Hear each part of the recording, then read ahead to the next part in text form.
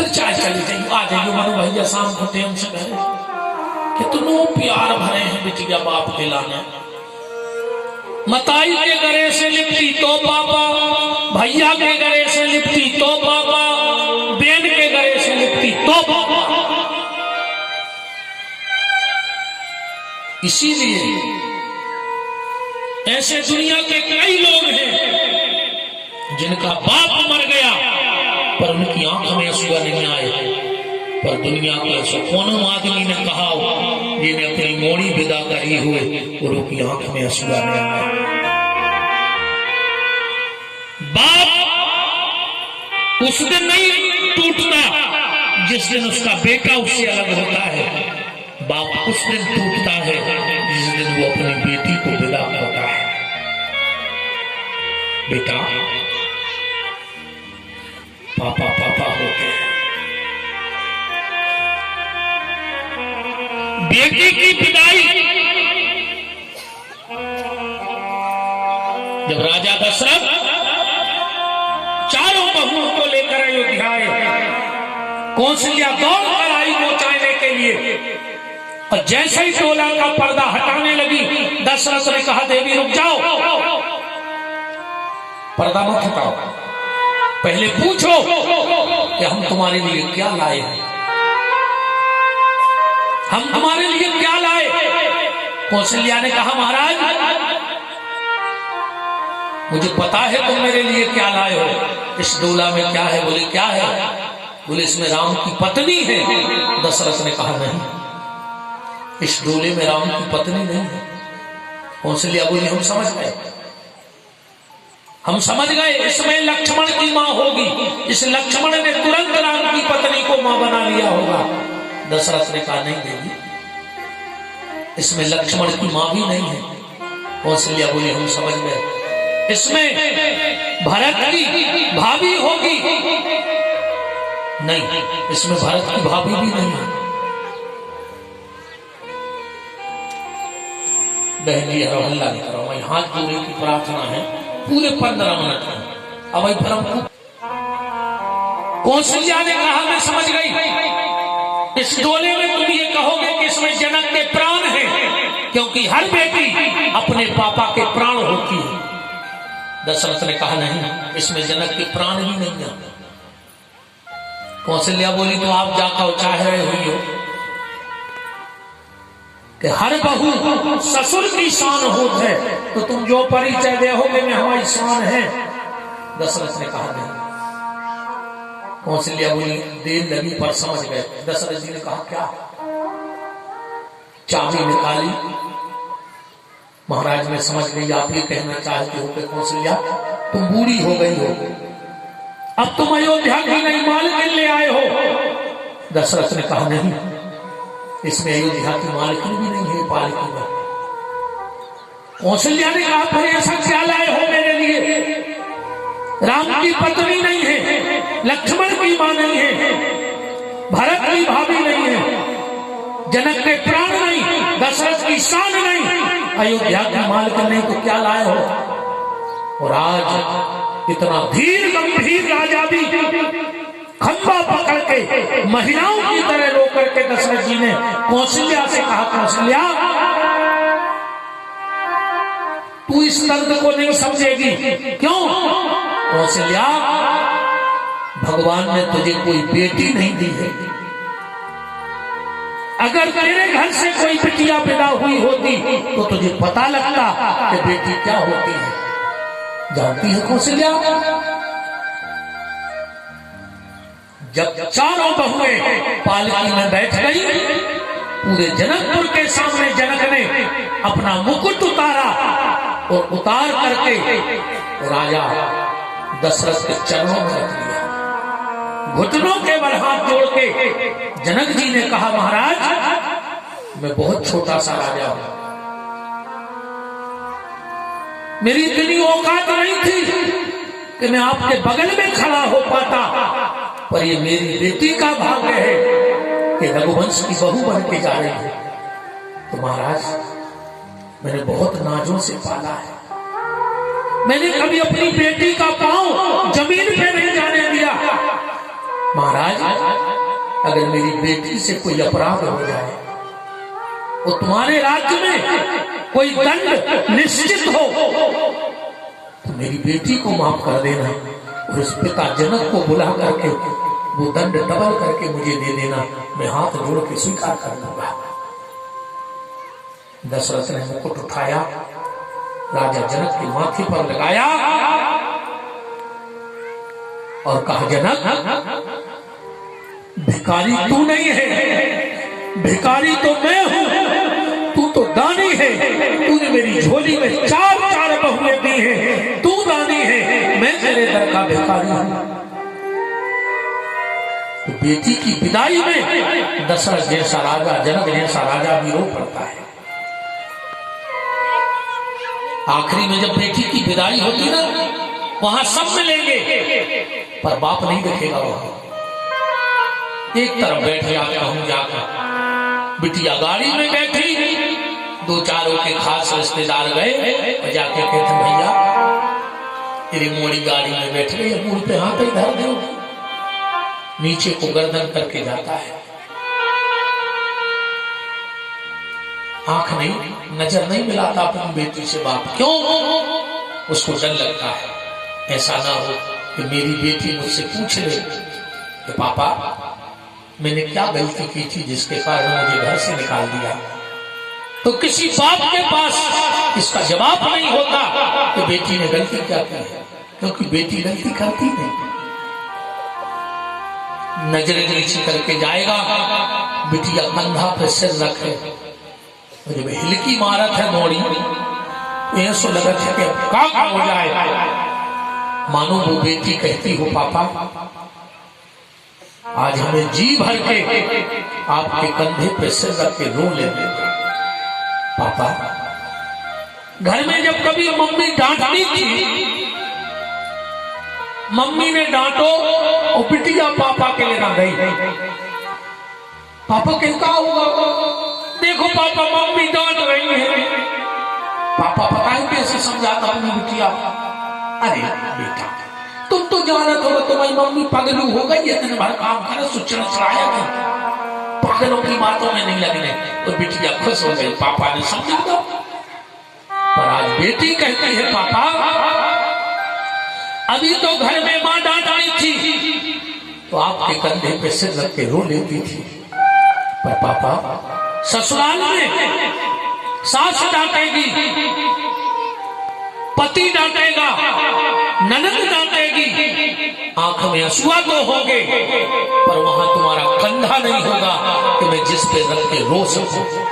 पापा, और ये भी तो हो सकता है ये दुष्ट समाज दहेज के लिए मुझे मार डाले। पापा, हो सकता है आखिरी बार तुम्हारे कंधे पे सिर रख के रोने का सौभाग्य मिल रहा। आज मुझे रोकना नहीं पापा, मुझे जी भर के रो लेने देना।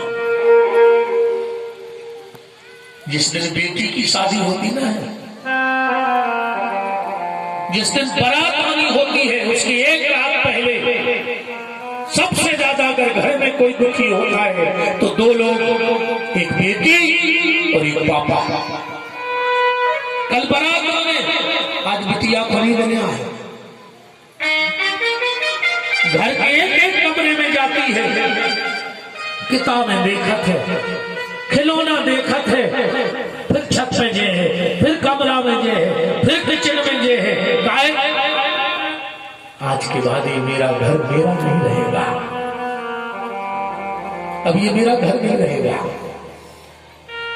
एक बेटी रात भर घूमेगी और दूसरा बाप घर में मेहमान बैठे, अपने कितना मर्यादा है कि बड़ों के सामने हम पत्नी से बात नहीं करते। तो पति 5 मिनट की तो ढूंढत है कि पत्नी मिल जाती अकेले में, बस 2 बातें कहने की लानत। और जैसे ही पत्नी दिखानी दौड़ लगाओ, सुनो हमारी सुनो जल्दी होगा नहीं पाए, कल मोड़ी को जाने हैं। हाँ सुनो, पत्नी कहते सुनो, अलमारी में से जो कछु निकाले वो निकाल लेती, तो मना नहीं करियो, हम तुम्हें ले आएंगे। पर मोड़ी को मना है करियो ये कहीं भी ले जा रही है, जो ले जाए साड़ी जेवर वो जो अच्छा लगे तुम अलमारी खोल दियो आज, हम तुम्हें बनवाए बाद में। पापा को ऐसा लगता है कि अपनी बेटी को क्या क्या ना दे। और अगर प्यारे बहुत गहराई से देखो, अगर बेटिया पढ़ भी रही है बेटा रो, तुम उन्हें जितनी पढ़ रही हो उनमें 90% तुम्हारे पापा को हाथ है। तुम्हारे पापा ने अच्छे कपड़ा नहीं पहने, तुम्हारे पापा ने अच्छा खाना खा वो छोड़ दिया तुम्हारे जन्म के बाद।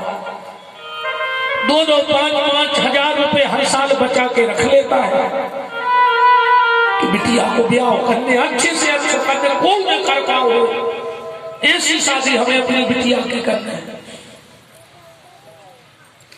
बिटिया तरह से आनी भाई मताई ने कही, अब तुम बैठे ही हो घरे लड़का देखा ही नहीं गए, मोड़ी सियानी हो गई। तुम्हारे पापा पता है क्या कहते, तुम्हारी मूड पे चढ़ी बाबा, अब पढ़े हम पढ़े हैं हमारी मोड़ी को।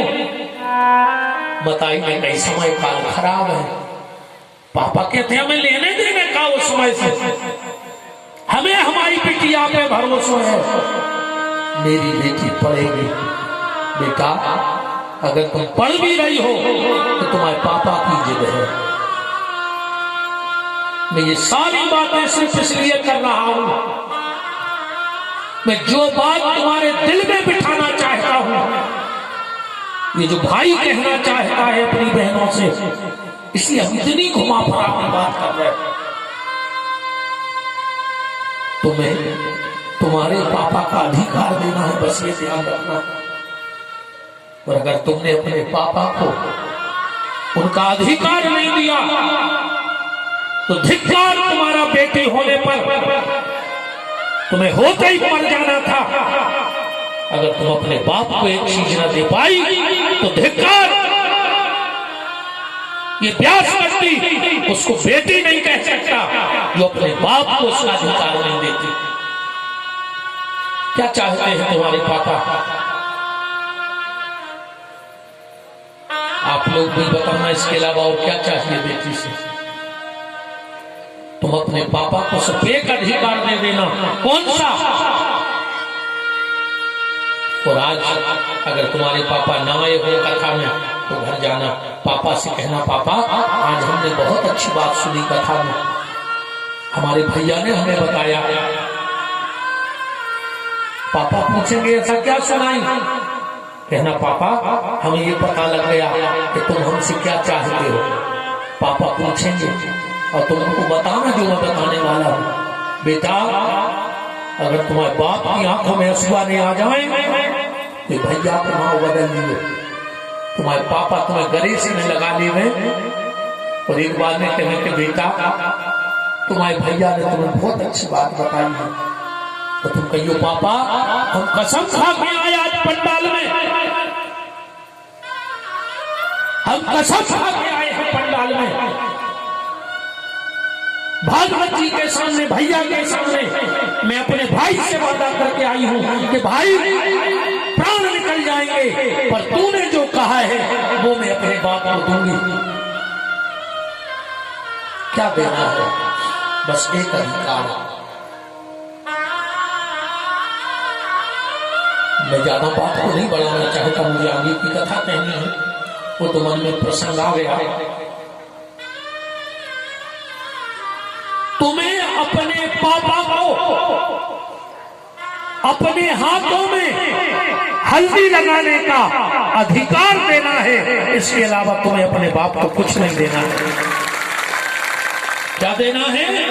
अपने हाथों में हल्दी लगाने का अधिकार देना है। बोलो इतने बाप बैठे हो बेटियों के, इसके अलावा क्या चाहते हो अपनी बेटी से? जिस बेटी ने अपने बाप को यह अधिकार दे दिया कि तुम मेरे हाथ में हल्दी लगाओ, जिसे सौंप दोगे मैं तुम्हारी मान मर्यादा की रक्षा करती रहूंगी जिंदगी भर। और बताओ क्या चाहिए बाप को? बेटा ऐसा कोई काम कभी मत करना। बच्चे गलती कर लेते हैं, पर उस बाप से पूछो जो मूछ पे ताव दे के गांव में घूमता था, पर आज बच्चों ने कुछ गलत कर दिया तो वो बंद कमरे में घुट घुट के मर रहा है। अब वो निकलना नहीं चाहता घर से। उस माँ से पूछना जो 4 लोगों में बैठती थी, हंसी मजाक करती थी, आज एक बंद कमरे में घुट घुट के मर रही है। क्या मुंह लेके जाऊं बाहर, क्या कहूंगी लोगों से? जब लोग कहेंगे कि तुम्हारी बेटी या तुम्हारा बेटा, तुम चाहती हो कि जिस बाप ने पेट भर रोटी ना खाई हो वो तुम्हारी कुछ गलती के कारण घुट घुट के मर जाए? तुम चाहती हो कि तुम्हारी माँ घुट घुट के मर जाए? तो अपनी पापा को मौत मत देना, अपनी मां को अपने हाथ से मत मारना। मैं सिर्फ ये निवेदन अपनी बेटियों से कर रहा हूं कि अपने पापा को अपने हाथ में हल्दी लगाने का अधिकार जरूर दे देना। और जो बेटा बेटी कुछ गलत करके चले जाते हैं, हमको औलाद नहीं मानते, वो तो पुराने जन्म का कोई पाप है जो हमारे घर में आया। जितने भी यहाँ युवा बैठे हो, मैं हाथ जोड़ के आपसे प्रार्थना करना चाहता हूं, अगर तुम अपने माँ बाप का सम्मान बढ़ा ना सको, कोई जरूरी नहीं है, बिल्कुल मत बढ़ाना।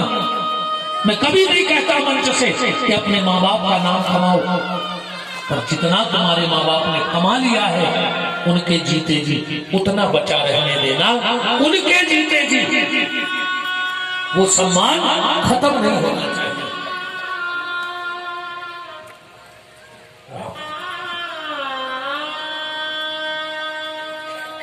श्री वृंदावन बिहारी लाल, बड़ा ही परम सौभाग्य है इस कथा की मंगलमयी मेला में पूज्य संत चरणों का पदार्पण हो रहा है। दास वाह, परम श्रद्धेय पूज्य टीकमगढ़ से चौकी वाले बाबा जी का पावन पदार्पण।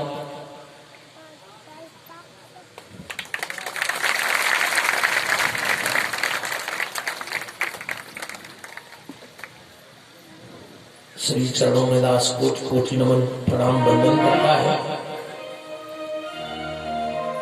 बोलो संत भगवान की जय हो।